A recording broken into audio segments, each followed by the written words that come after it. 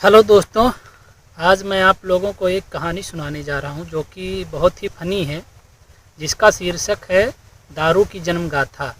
तो आप लोग सुने और एंजॉय कीजिए।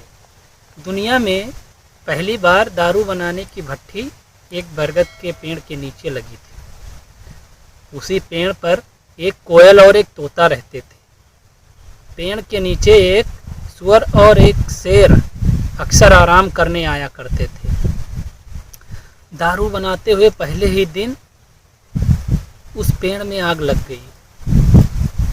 आग में कोयल, तोता, शेर और सुअर जलकर मर गए और चारों की आत्मा उस दारू में प्रवेश कर गई।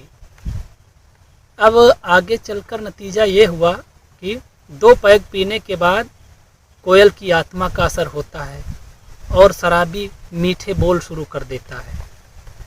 तीसरे पैग के बाद वो तोते की तरह बोलने लगता है, एक ही बात की टें टें टें टें करता है।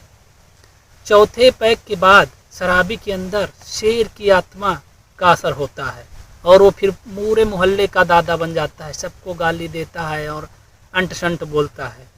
और अगला पैग पीने के बाद उसके अंदर सुअर की आत्मा जाग जाती है और फिर आप तो जानते ही होंगे कि दद्दा घुस गए नाली में और लगे लोटने और सब कुछ चाटने। तो दोस्तों, आप लोगों को ये रचना कैसी लगी? अगर रचना अच्छी है, सुनने में मज़ा आया हो, तो आप लोग इसको शेयर कर दीजिए, लाइक कर दीजिए और ज़्यादा से ज़्यादा कमेंट कीजिए। वीडियो देखने के लिए बहुत बहुत धन्यवाद।